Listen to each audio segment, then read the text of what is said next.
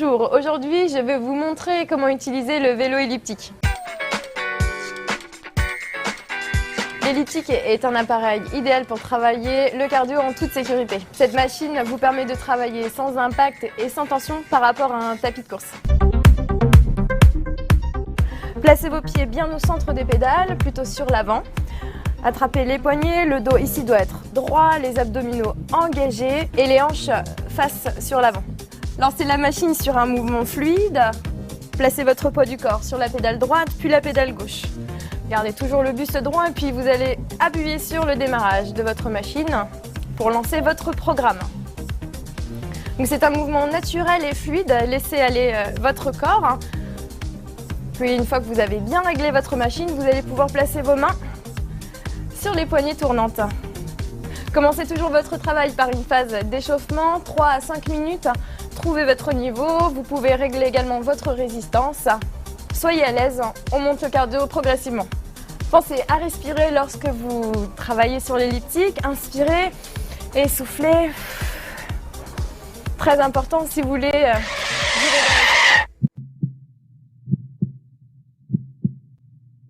Bonjour. Écoutez, pendant ce confinement, je vais vous proposer un petit défi sportif, mathématique, technologique et scientifique.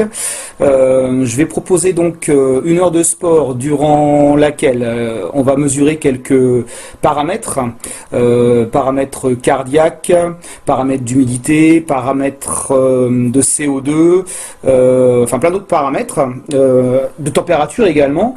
Donc d'un point de vue technologique, j'ai une petite sonde ici qui mesure l'humidité et qui mesure la température. Ici, j'ai un petit capteur qui permet de mesurer le CO2. J'ai une montre qui me permet de mesurer le rythme cardiaque ainsi que qu'est-ce que je peux mesurer avec les calories brûlées durant l'effort. Une petite carte Arduino qui me permet de pouvoir récupérer sur une carte micro SD toutes les informations en provenance de mes capteurs. Voilà. Donc je vous propose cette séance de sport, je la filme pour être sûr que vous soyez certain que c'est bien moi qui fais le sport et personne d'autre. Et je vous dis rendez-vous dans à peu près une heure. Alors, pour être pas tout seul, je vais mettre ma musique évidemment.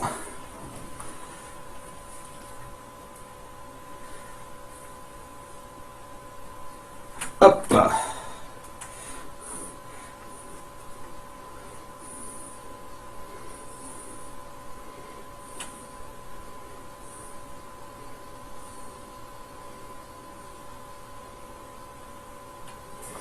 C'est parti.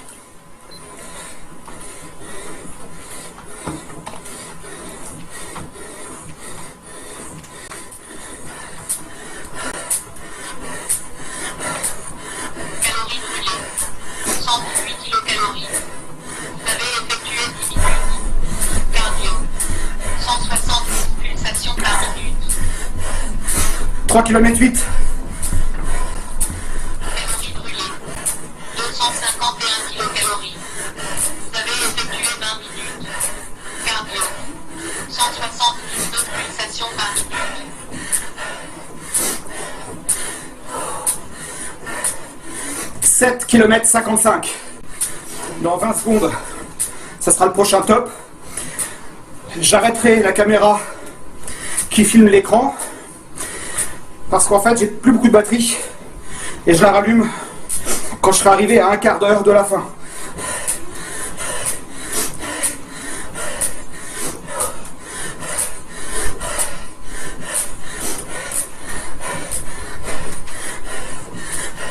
Calories brûlées, 384 kilocalories.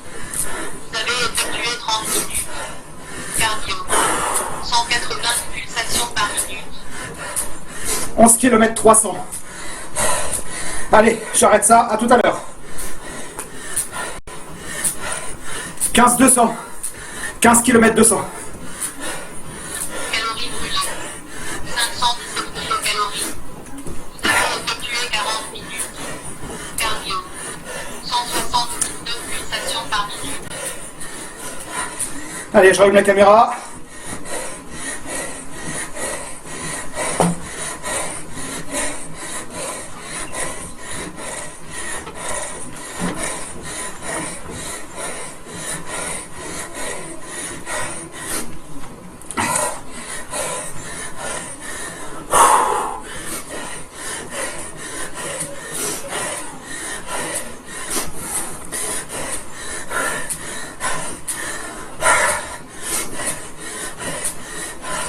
19 km.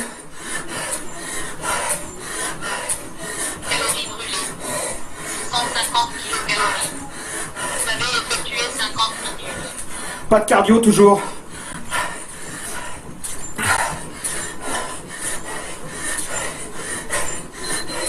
« 22 km 900.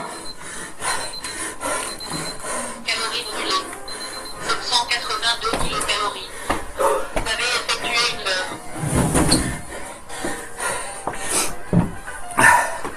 Et voilà. Exercice terminé. On n'a pas eu tous les cardio, mais c'est pas grave. Ma montre va me tracer un graphique. On pourra le trouver. Je rappelle les conditions.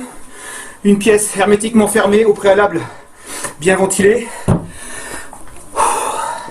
On fait les relevés de température de pièce, d'humidité de la pièce, de CO2 de la pièce, de distance parcourue sur le vélo, le chrono.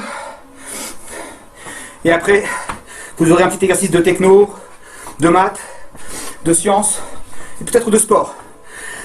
Bon, mon défi est réussi. J'en ai un autre à vous proposer. Tenez, comme moi, rasez-vous la tête. Ciao.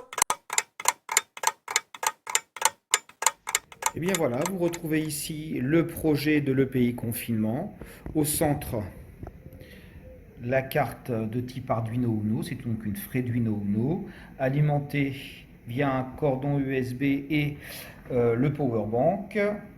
Ici, on trouve notre module micro SD avec à l'intérieur la carte micro SD sur laquelle s'inscrivent les paramètres qui sont des paramètres relevés par le capteur MQ135 qui permet de mesurer la quantité de CO2 présent dans l'endroit où l'on se situe en ppm. Et aussi un autre capteur, le capteur DHT22, qui permet de mesurer l'humidité en pourcentage présent dans la pièce et la température en degrés Celsius. Alors je vais vous expliquer brièvement comment ça fonctionne. Cette carte Freduino Uno ici possède un bouton reset. Quand j'appuie sur ce bouton reset, je lance le programme ou bien je le relance. Voilà. Et le programme que j'ai réalisé, l'algorithme que j'ai réalisé, c'est le même algorithme que pour votre travail, sauf que cette fois-ci, je l'ai programmé pour que les enregistrements se fassent toutes les 10 secondes. Et d'ailleurs, à ce sujet, vous observez ici une petite lumière, un petit voyant bleu qui clignote, et ce petit voyant bleu clignote toutes les 10 secondes. Donc ce voyant va indiquer à l'utilisateur que je suis que les paramètres sont bien en train de s'enregistrer. On va compter, vous allez voir. Attention. 1, 2, 3, 4, 5, 6, 7, 8, 9, 10. Ça doit clignoter. Voilà. Donc toutes les 10 secondes, les paramètres s'inscrivent sur la carte micro SD. Alors, comment ça se présente ? Le capteur MQ135 relève les données. Donc le capteur MQ135 fait de l'acquisition d'informations, ainsi que le capteur DHT22. Ces deux capteurs font de l'acquisition d'informations et ces informations sont traitées par la carte Freduino Uno. La carte Freduino Uno, en fonction de l'algorithme qui est à l'intérieur, va évidemment communiquer des informations à l'utilisateur, on l'a vu il y a quelques instants, c'est-à-dire le fameux voyant ici qui clignote, et va aussi transmettre des ordres. Les ordres vont être transmis via ce qu'on appelle les jumpers, voilà, les câbles de connexion, qui seront donc envoyés au module micro SD, pour que les informations soient inscrites dans cette micro SD. Et enfin, le power bank, qui lui a pour objectif d'alimenter le système en énergie électrique. Alors, pour illustrer mon propos, je vais choisir l'exemple de votre dossier ressources, celui-ci, dans lequel je vais inscrire les paramètres chronomètre et humidité avec leur valeur en secondes et la valeur du capteur DHT22, donc l'humidité en pourcentage, suivi d'une ligne en pointillé. Normalement, si cet algorithme, je le réalise tel quel, je devrais avoir quelque chose de la sorte sur ma carte micro SD. Alors comme on a une boucle répétée indéfiniment ici, eh bien en fait le programme ne s'arrêtera pas, il continuera et toutes les 300 secondes, c'est-à-dire toutes les 5 minutes, on rebouclera et on recommencera l'écriture sur la carte micro SD, écriture les unes à la suite des autres. Voilà, donc on devrait obtenir quelque chose qui ressemble à ceci.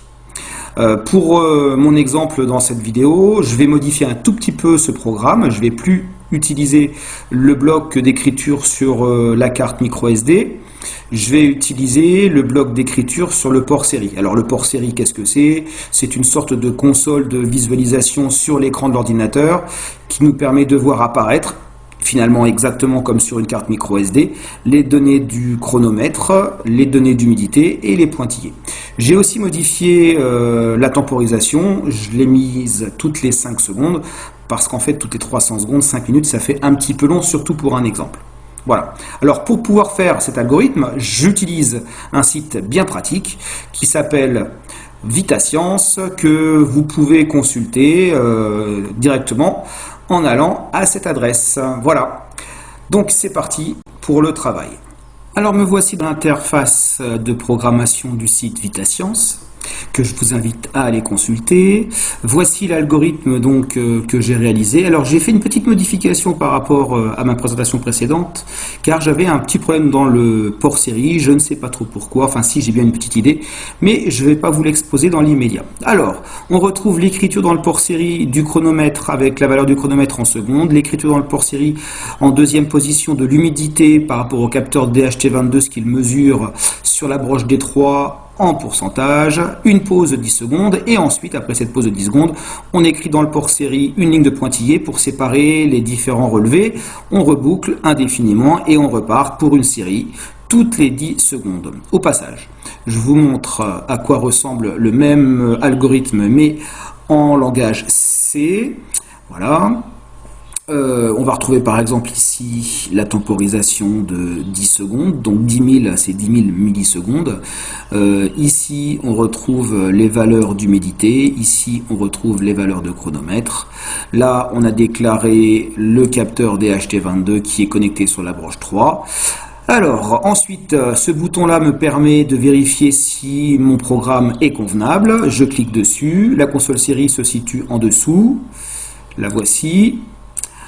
Voilà, syntaxe correcte. Et ensuite, je peux uploader, donc téléverser mon programme dans ma carte Arduino. Voilà, c'est fait. Port ouvert avec succès. Et c'est parti. À 0 secondes, j'ai une humidité de 49,4%. Et toutes les 10 secondes, on aura des relevés qui vont se faire avec une ligne de pointillé. Et voilà. Donc ça fonctionne.